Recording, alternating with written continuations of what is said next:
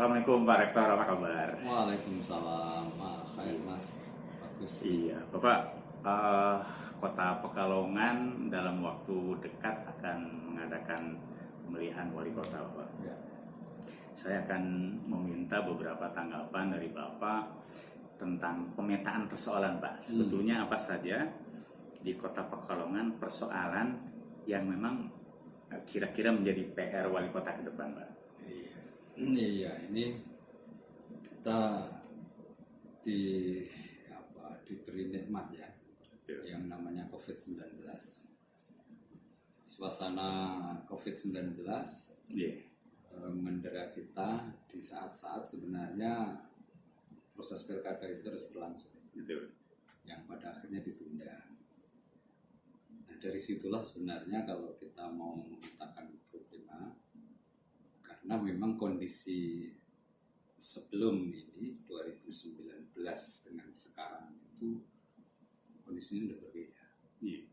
Oleh karena itu paling tidak ada ya 5 problem yang harus benar-benar menjadi isu utama dalam konteks pembangunan Kota Pekalongan. Apa isu? Yang pertama tentu isu kesehatan. Yang kaitannya dengan COVID. Di mana COVID ini agak susah diprediksi kapan sampai puncaknya. Bahkan saya dengar kalau virus sudah ada itu sudah tidak bisa dihilangkan, Pak. Iya. Dan oleh karenanya kan ada gelombang 1, gelombang 2, Betul. bisa jadi gelombang 3 yang bermutasi gitu ya. Ya. Dan virus antivirusnya pun juga belum bisa diproduksi. Dan itu butuh waktu. Bisa 1 tahun, bisa 2 tahun baru akan ketemu satu obat yang bisa mengatasi persoalan virus. Nah, ini tentu akan memiliki implikasi yang sangat luas. Nah, berangkatnya dari aspek virus, implikasinya kesehatan masyarakat menjadi masalah, ekonomi akan menjadi problem, pendidikan akan menjadi masalah juga. Kemudian di sisi rumah tangga pemerintah daerah juga akan menjadi masalah dalam konteks anggaran. Ya. Dari satu yang pertama kesehatan, tentu kita juga didera oleh sebuah bencana rob. Oh ya. Itu tidak kunjung selesai juga, Pak. Tidak. Setelah itu PR lama yang belum pernah terselesaikan. Maka ini harus menjadi perhatian juga dalam membangun infrastruktur dalam rangka penanggulangan itu. Belum lagi dampak sosial ekonomi kesehatannya dari rob sendiri. Itu juga cukup tinggi. Kemudian dari sisi ekonomi, tentu ini akan berdampak pada persoalan kemiskinan. Efek semua itu. Pendapatan masyarakat menjadi tertekan. Banyak pihak juga terkena PHK, kan? Kemudian juga usaha mereka juga mengalami suatu kondisi yang menurun, omsetnya. Ini akan meningkatkan jumlah keluarga miskin baru akibat pengangguran tadi. Iya, yang dulunya mereka sebenarnya sudah mau mentas, tapi karena ada COVID ini dia anjlok lagi posisinya. Ini akan menambah jumlah, dan itu harus menjadi perhatian pemerintah. Kemudian dari sisi pendidikan, dengan adanya pandemi ini, maka proses pendidikan ini sangat rawan. Sangat rawan, jangan sampai menjadi klaster baru di dalam perkembangan COVID kan. Maka dilakukan daring semuanya. Luring tidak mungkin dilakukan dengan syarat-syarat yang begitu ketat. Apa implikasinya? Pengembangan sumber daya manusia kita selama 5 tahun ke depan ini dari tingkat kualitas dan tingkat keterampilan masyarakat juga akan terganggu pasti itu. Dan itu implikasinya 10 tahun ke depan. Ini kan bahaya. Semuanya harus diatasi. Kemudian dari aspek itu juga daya beli masyarakat terhadap pendidikan itu juga menjadi rendah. turun. Karena ekonominya turun, ini turun. Nah, dalam kondisi yang semacam itu, negara harus hadir kan? Yeah. Negara hadir tentu dengan melakukan suatu aktivitas, program dalam rangka mengatasi itu semua. Betul. Satu, untuk mengatasi bagaimana mencegah penularan. Kemudian bagaimana bisa memberikan rasa nyaman dan sehat pada keluarga yang kena dampak rob dan seterusnya. Kemudian di sisi ekonomi pemerintah pun juga harus hadir untuk bagaimana pertumbuhan ekonomi ini bisa stabil kembali. Recovery ekonomi juga harus dilakukan. Di bidang pendidikan tentu pemerintah juga harus hadir. Kenapa? Karena di sektor perguruan swasta ini yang terdampak. Kemampuan membayar siswanya itu rendah. Sementara ada kewajiban yang tetap yang harus dibayarkan oleh yayasan kepada guru karyawan. Ya. Ini siapa yang akan memberikan? Saya sangat bersyukur kementerian sudah memberikan alokasi anggaran yang namanya bos afirmatif dan seterusnya. Tapi juga itu lebih kepada sekolah-sekolah negeri. Sekolah swasta ini belum mendapatkan perhatian yang memadai. Kemudian dari sisi pemerintah, rumah tangga pemerintah sendiri ini juga kacau balau. Ya kan? Betul. Ada realokasi. Ada apa namanya dana-dana cadangan yang selama ini dia simpan. Nah, ini harus ditarik kan? Bahkan PAD kan makin lama makin berkurang kalau memang karena pertumbuhan ekonomi ini turun, otomatis pendapatan negara akan terdampak karena ada faktor retribusi, ada pajak daerah itu tidak akan mengalami penurunan yang sangat drastis. Pariwisata juga turun, okupasi terhadap hotel itu rendah di bulan-bulan ini ya. Nah, ini akan berlangsung sampai kapan? Kita nggak tahu. Kita lihat beberapa hotel paling parkir 2-3 mobil saja. Ya, sampai sekarang ini baru-baru ini yang sebelumnya tutup total mereka semuanya nggak datang. Itu artinya juga pajak dari hotel menjadi. Nah, dengan adanya sumber pendapatan menurun, pengeluarannya itu seharusnya idealnya stuck atau tetap gitu ya. Karena juga mestinya juga lebih tumbuh gitu kan. Harusnya tumbuh dalam konteks pelayanan kepada masyarakat. Maka tugas kepala daerah ke depan ini menjadi cukup berat. Bagaimana dia mengelola keuangan, bagaimana dia melakukan prioritas terhadap kegiatan. Kalau semangatnya kegiatan mengikuti uang, itu bagus. Tetapi selama ini uang akan diikuti oleh kegiatan. Nah, paradigma ini harus dirubah. Belum lagi isu lingkungan yang belum kelar juga, bahkan mungkin semakin hari semakin parah. Iya, itulah yang harus diperhatikan. Karena implikasi lingkungan akan berimplikasi kesehatan juga sih sebenarnya. Juga terhadap daya tarik daerah itu akan bisa menjadi rendah. Kalau isu lingkungan itu tidak diatasi dengan baik. Betul. Berarti melihat peta persoalan yang ada ini, Pak Rektor bisa mengatakan ini cukup berat nggak Pak? Bukan cukup berat, sangat berat. Oke dah, karena kepala daerah itu bergeraknya itu atas dasar anggaran, APBD asli daerahnya, kemudian ada dana APBN. Untuk daerah saya kira mau didorong seperti apapun dalam tempo 1 tahun 2 tahun ini pasti akan mengalami penurunan pendapatan. Itu konsekuensinya. Investasi bisa nol. Nah, kalau investasi bisa nol, maka tenaga kerja bagaimana? Yang kemarin mem-PHK apakah sudah juga bisa melakukan recovery? Itu juga masih menjadi masalah. Itu pertumbuhan ekonomi akan terganggu. Yang PHK jumlahnya ribuan. ribuan. Wah, iya kan? Belum lagi yang UKM-UKM kita yang collab karena kewajiban kepada lembaga keuangan bank juga dia tidak bisa memenuhi dan dilakukan relaksasi. Dan relaksasi itu pun juga hanya sekedar bernapas sebentar. Kemudian akan dia harus menunaikan kewajiban kembali. Ini juga sangat berat. Betul. Padahal di lapangan misalkan pedagang yang dagang di depan sekolah yang mengharapkan siswa membeli, sampai hari ini sekolah-sekolah itu belum aktif. Kalau toh sekolah itu menggabungkan pembelajarannya itu antara daring dan luring, itu warung-warung sekolah itu tidak boleh dibuka. Artinya nggak ada dampaknya ya ketika siswa mulai sekolah pun? Enggak.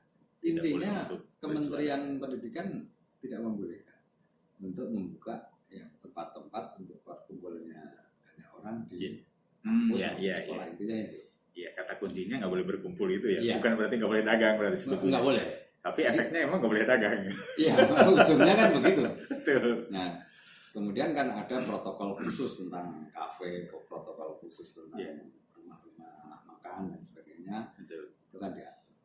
Nah, itulah yang tentu menjadi beban cukup berat. Walaupun kita melihat masyarakat Pekalongan kita ini masyarakat yang etos kerjanya tinggi dan tidak mudah menyerah dengan situasi apapun, itu modal besar sebenarnya. Nah, bagaimana men-driver ini sebagai kepala daerah ke depan ini penting, kecerdasan dan kemampuan melakukan komunikasi dan lobby Menurut Pak Rektor, kalau diklasifikasikan tipologi kepemimpinan itu ada berapa Pak? Disesuaikan dengan konteks lapangan. Kan pemimpin di pedesaan dengan pemimpin di perkotaan atau kota besar kan berbeda. Nah, ini Kota Pekalongan ini cocoknya pemimpin model apa Pak Rektor? Ya, pertanyaan yang sangat bagus ini Pak. Tadi saya sudah bilang bahwa basis masyarakat kita ini adalah wirausaha yang memiliki etos kerja kreatif dan tinggi. Maka di situ dibutuhkan satu kepemimpinan yang transformatif penting, sehingga masyarakat kita ini, pebisnis kita ini mudah beradaptasi ya.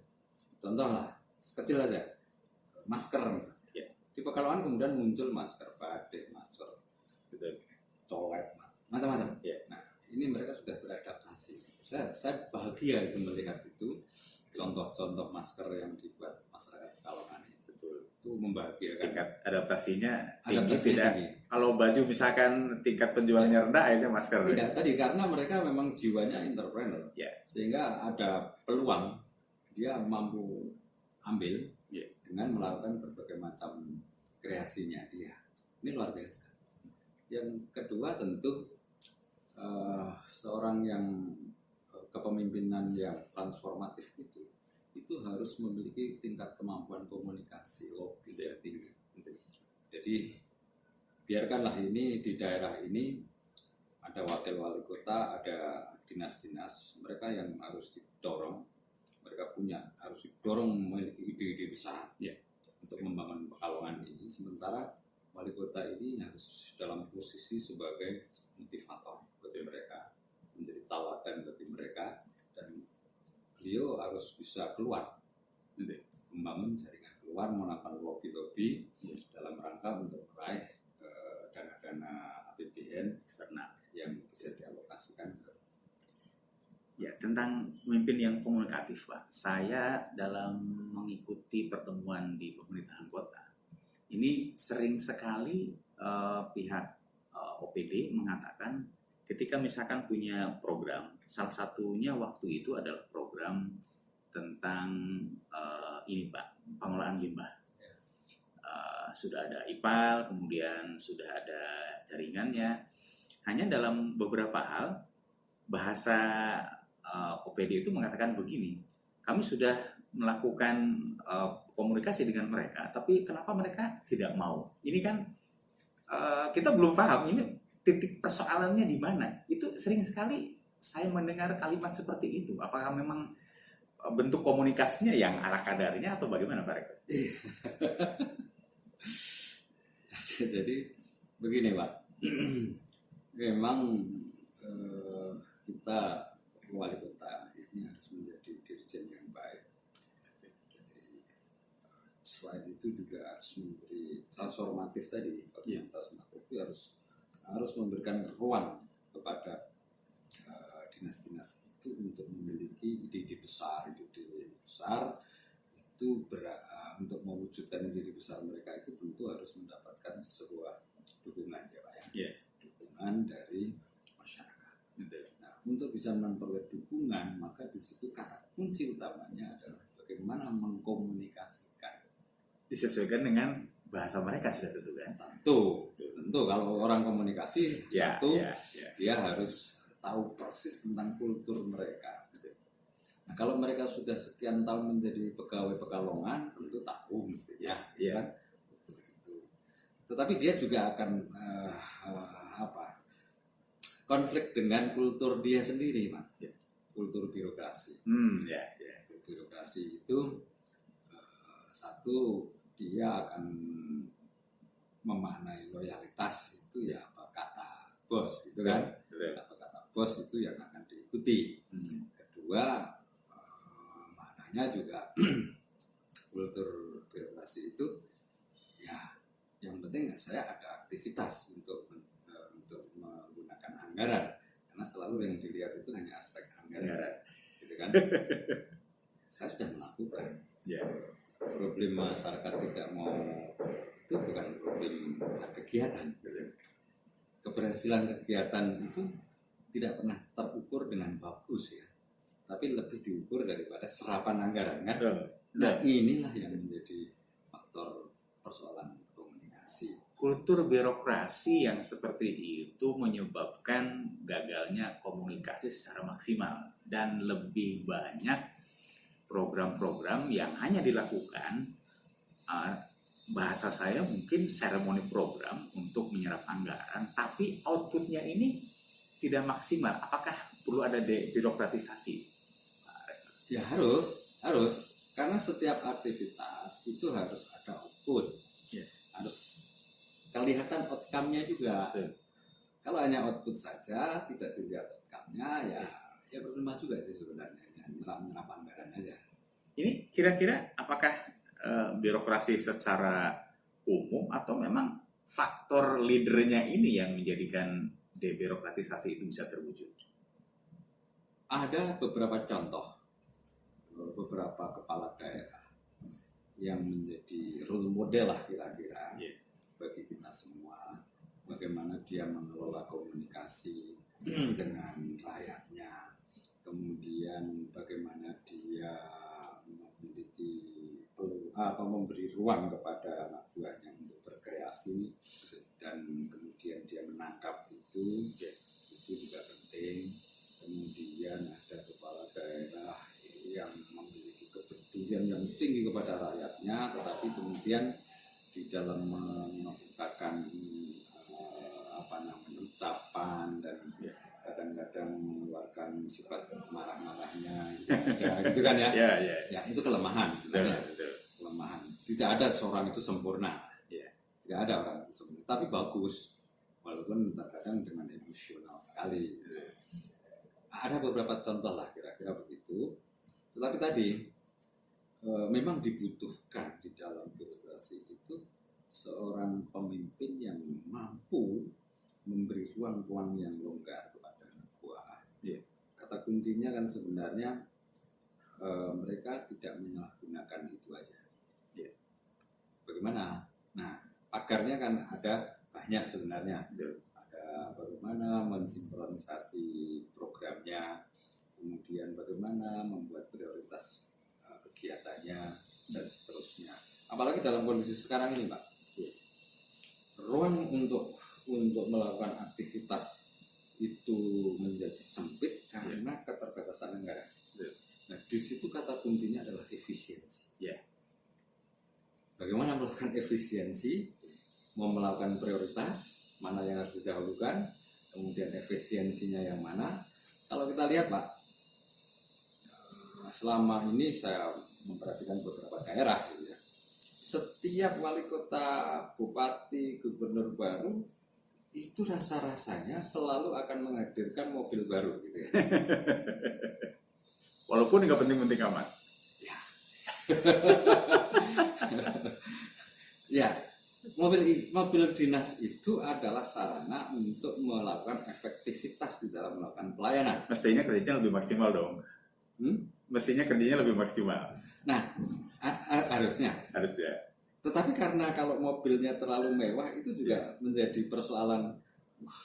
Mobilku mewah, masuk saya harus berusukan. Misalnya gitu kan. Yeah. Ada sebuahan. Yeah. Nah, saya perhatikan beberapa daerah itu begitu.